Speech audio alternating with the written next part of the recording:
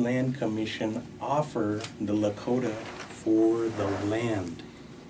And what the commission offered was 25,000 cattle and 1,000 bulls for 9 million acres.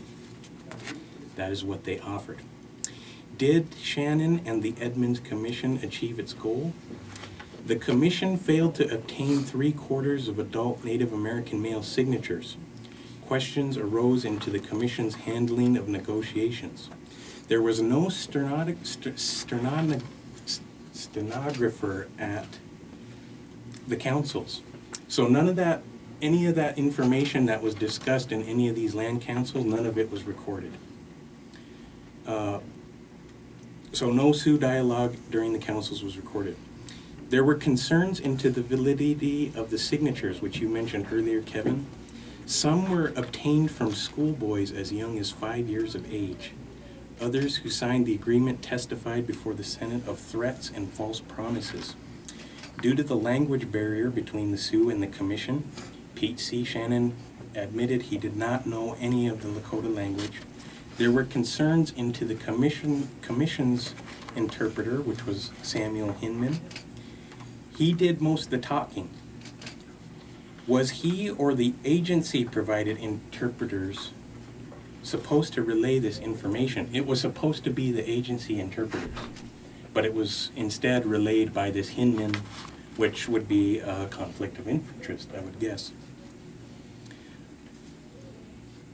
So what happened next is, after these allegations, the Senate heard the concerns from these Lakota headmen during the first session of the 48th Congress in a report titled "The Select Committee of the Senate Concerning the Condition of Indian Tribes in the Territories of Montana and Dakota," under the resolution of the Senate, March 2nd, 1883. You can look this up in Google Books. It has all the information, including all the testimony of Oglala tribesmen and Sicangu, Cheyenne River. Henry L. Dawes, he was the commissioner of that investigative. And just for an example, I'm going to tell you something. This is taken from the testimony of George Sword via interpreter William Garnett, who was the chief of Indian Police at Pine Ridge Agency. And this is what Chairman Dawes said. "We'll tell it out loud so we can all hear what these Indians feel about giving up their land between the White River and Cheyenne River to the Great Father." George Sword: "The Indians do not want it that way. If we were going to have the White River for a boundary line, we do not want it that way." Chairman Dawes: "Do you think the Indians at the agency will be willing to give up their land for cows and bulls?" George Sword: "They don't want to give any of it up." Chairman Dawes: "Do you know what has made these Indians change their minds since they signed the agreement?" George Sword: "The reason they do not want to give up their land now is because you gentlemen have not told them the same thing Mr. Hinman told them."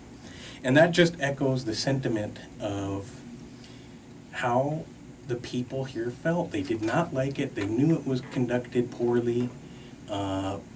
There were all kinds of threats, and I know we're running short of time, so I'm gonna jump up to the official letter of complaint,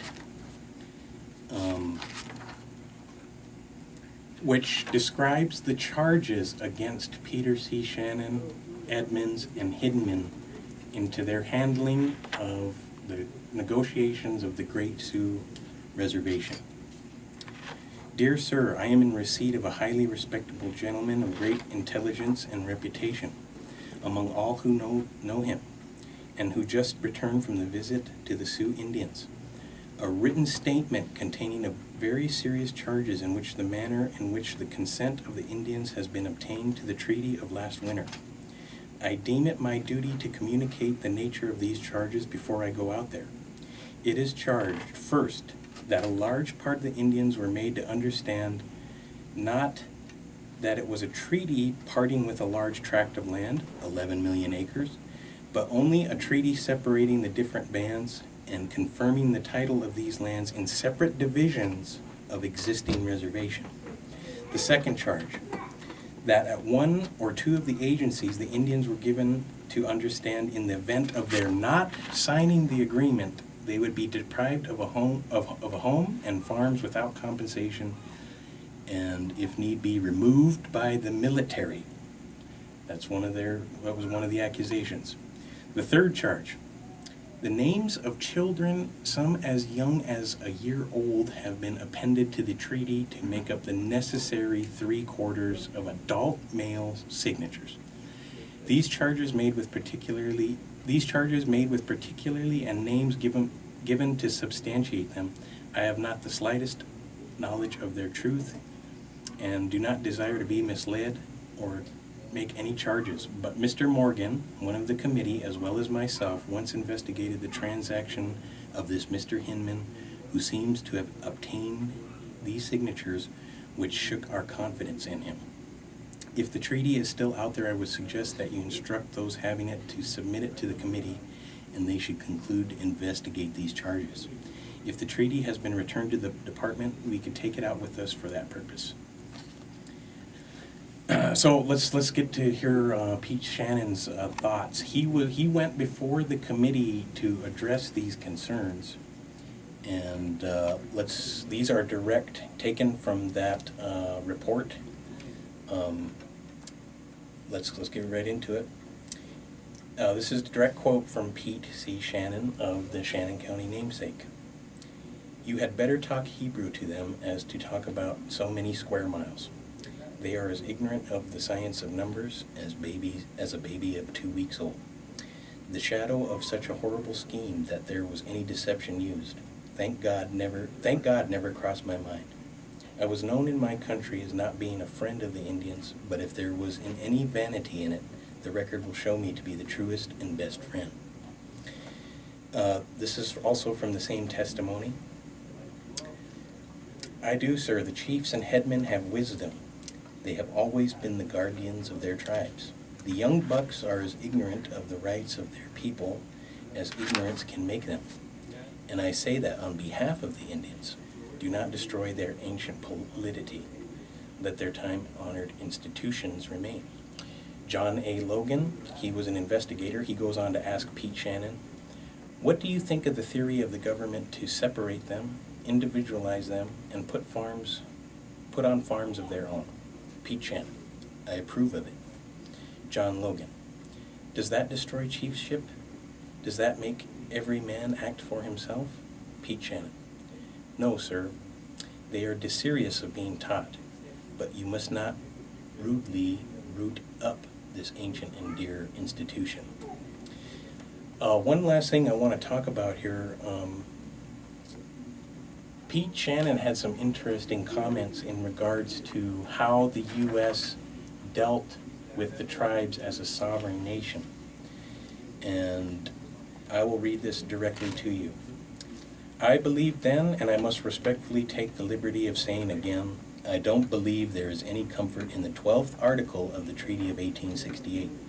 The treaty was enacted when it was a treaty per se, when we dealt with the Indians as with the old court of France, as we would deal with Queen Victoria, by the executive power and ratification of the U.S. Senate.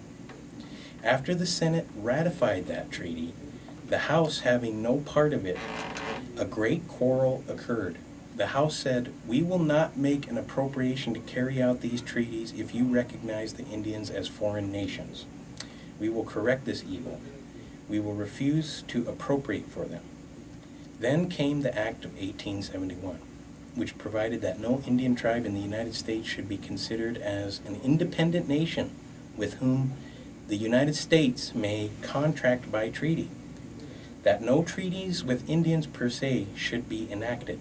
Now this came after the 1868 treaty. So they backed up. So Chairman Dawes, he goes on to ask Pete Shannon, what does the statute in regard to the treaties of the past, pre-1870? Pete Shannon, this is what he says. Why, it reserves them, of course, but in my humble opinion, the ratification of the Black Hills Agreement established an absolute principle which cannot be palliated, changed, or altered. Will it do to say that the Congress passed this in a hurry or were ignorant? So what he's saying there is that anything prior to this new 1871, where they said Indian nations are no longer foreign entities which we can get into a contract with, he's saying that all of that prior to that date should be honored. And then just quickly, so Pete Shannon, again, he was part of that commission that failed. It was part of 3 that they just continuously forced through Indian country, and it was because of that pressure, the railroads, the population boom. And so what happened later is in 1887, pressure of the railroad caused the Dawes Act to be provided. So the chairman who investigated Pete Shannon, that's who the Dawes Act is named after. That broke the individual allotments to Indians to be held in trust for 25 years. Also broke down the communal structure of organizing. 1888, the Pratt Commission, headed by Richard H. Pratt of Carlisle Indian School. That commission failed even before it got to Pine Ridge and Rosebud agencies. It failed in Standing Rock, didn't even make it down here. October 28, 26 chiefs of the Teton Division of Sioux went to the White House, and talks resumed, but officials weren't able to pursue the Lakota, and the first attempt of the Dawes Act failed. So the Dawes Act failed, first attempt. November 1888, a Republican presidential victory reignited the push for negotiations and a push towards statehood, South Dakota, in Republican-dominant Dakota Territory. March 1889, the Indian Appropriation Act allowed the president to create a new commission, the Third Commission, for the full cessation of the Great Sioux Reservation. The act contained new concessions for the relinquishment, including a $3 million fund for the Sioux at 5% interest. The government would also recoup costs of that fund by selling the land to the homesteaders, which Kevin mentioned earlier. April 1889, President Benjamin Harris appointed 3 men, Ohio Governor Charles Foster, who said of his position, and I quote, "The Indian is a queer character and pretty soon he will become extinct. So if a man wants the experience of serving on an Indian commission, he has no time to lose." The second was Republican Representative of Missouri, William Warner, who was also commander of the Grand Army of the Republic. The third was Major General George Crook, who commanded the military division of the Missouri and experienced from his exploits during the conflict with the Sioux in years previous. During the commission's travel to the agencies, Crook once said this: "This indolent life has made a derogatory term of you, and if you don't go to work and help yourselves, you will get a bad record that the government will have to send out dolls and rattles to amuse you." This commission has been referred to as the Crook Commission. May 1889, people started lining the eastern border. People, Pierre, Chamberlain, it was just like a land boom, kind of like what happened in Oklahoma. People were just waiting to go. Some preemptively started making claims. They started setting up over in Sicangu country and caused a little bit of trouble because they thought it could really make this sensitive deal fall apart. Despite further suspicion and distrust from the Lakota, the commission achieved the 3/4 male signature as required by the 1868 treaty, and the commission set out to do what prior commissions couldn't. But it's up to speculation that means of intimidation were employed. This quote by the chairman of that commission might sum that up by saying, "General Cook stands solid with the scalp lifters." Chief Red Cloud summed up his thoughts in the following quote: "You want to buy more land, and I look around and see boxes of money that you brought here to buy more land, and I could not see anything. Now I think this is talk of sugar again." And in November 1889, South Dakota becomes a state.